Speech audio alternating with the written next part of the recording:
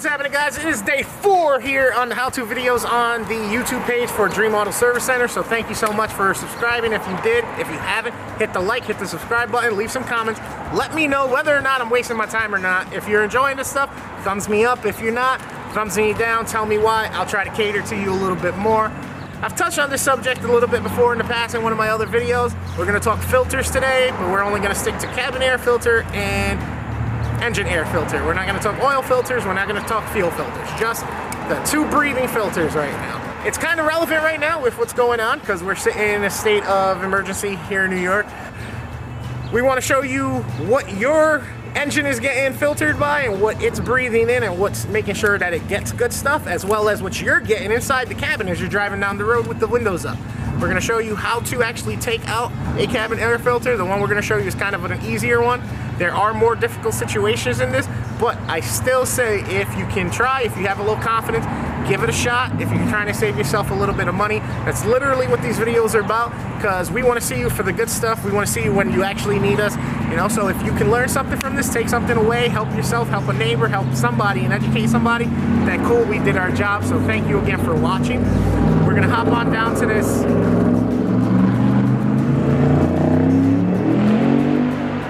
That's worth an interruption. We're gonna hop on down to this Kia Sportage I got down here. It's gonna be a real simple process. Again, just like with the wipers, like I discussed in the last video, there's certain things we usually don't really charge for to install. Why am I gonna charge you $10, $20, $30 for something that takes me a minute or two? Yes, I should get something for my time, but there's enough that you actually need us for, that you need actual expertise, guidance, and tools for, that we can compensate ourselves through you with. With that said, follow me down, check it out. Willie, again, thank you so much for your help on this voyage today here with us, and we're gonna show you what's up. All right, guys, so here I am. I'm back in the vehicle. Typically, it's on the passenger side of the vehicle. It's usually behind the glove box, under the glove box, or on the passenger side, out front, either in the cowl or under the cowl. Super simple setup. This is why I'm showing it to you, so that in case you feel froggy and you want to give it a try, especially after seeing this video, go for it. You know, if you feel like you're getting into deep, obviously seek some type of help, whether it's watching another video specifically on your car, or searching on a forum, or digging out the manual if you can from the library. Whatever you can do to figure it out, get it done, but you're going to save yourself some time and some money. First thing you got to do is you're going to go ahead and you're going to open your glove box. Once it's there, you may or may not have tons of stuff in here. Usually you got to remove it. This one only has a couple things, because what's going to happen is on this one, it's going to just flop to the bottom if you don't catch it. It's empty, so I'm gonna let it flop. On this one, I'm not sure if you can see this, but we're gonna make sure we get you either some stills or some zooms on this. There's 2 clips on either side that twist and then pull out. Twist and then pull out. You can drop them right in, and then it should disengage the glove box. There's one more piece on this side I'm gonna show you as well that's kind of tying it together. It's kind of like your hood strut, the prop that holds it up, that lets it go up and hold it there, for your glove box, but it's made out of plastic. So we're gonna disengage that pin there, twist to your left, lefty, loosey, righty, tighty, it comes out. Twist for the other one, lefty, loosey, righty, tighty, counterclockwise. So now it wants to hang a little bit lower in order to let it hang enough to clearance, because you can't get your hands back here. Like I said, there's a little shock here that's made out of plastic that kind of holds it up. Disengage, and there you go. Now, right here in this box, we're going to show you a few more stills and close-ups on this one. There's a plastic cover in here in which you're going to press on both sides on the ends, and we'll show that to you as well.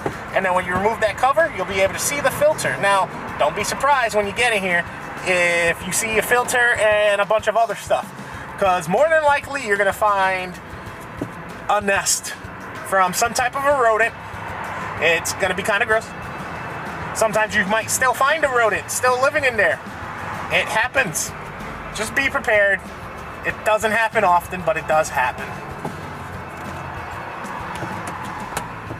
All right, got that one clip off. This one's actually almost like a hinge. It swings out a little bit and then pulls out. That's the cover, which we're gonna show you another close-up as well, and get you the shots from in here so that you have reference.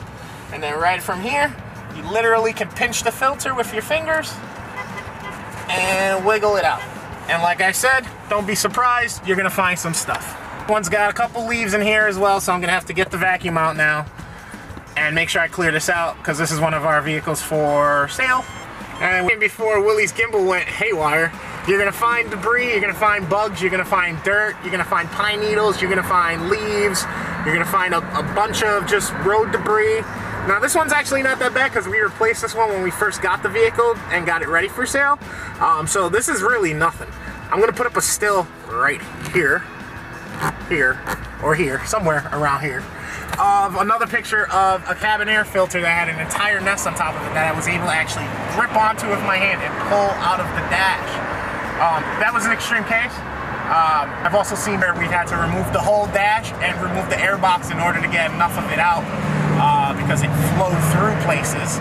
So imagine that happening and you got rather unpleasant scents coming through your vents every time you put the heat on and you're cranking and your windows are up. Or you're trying to enjoy the AC because it's hot as heck outside and you just have this foul smell always coming to you. And there's a reason typically. Your cabin air filter. Once mold starts developing, once all of those biochemical reactions start happening from fluids of animals and all that stuff, it just gets bad. It smells, it reeks. You clean this out, you try to clean it out more and more and more as much as you can. Eventually it does go away, and there are treatments for extreme cases like that. They're kind of pricey. If you let a professional do them, you can probably do it yourself. So that, guys, is the cabin air filter. Like I said, this is an extremely easy one. I did one the other day where I had to literally remove the entire box. Still easy. It was only 5 or 6 screws, but it was a little bit time consuming to remove panels very gently, so to make sure you don't break stuff and stuff like that. So it's always worth a try as long as you got the right information. So I'm trying to make sure you have it. Before I get this put back in, I'm gonna vacuum this thing out, put this back in, seal it back up, and then we're gonna go and show you the engine air filters. Just to kind of throw in there as well, the importance of these, obviously, this is the air you're breathing. So as you're driving down the road and you have it on the button for entry air from outside coming into the vehicle, you're gonna get all of that air coming through a passageway and a duct that enters the car. It's gonna go through this filter.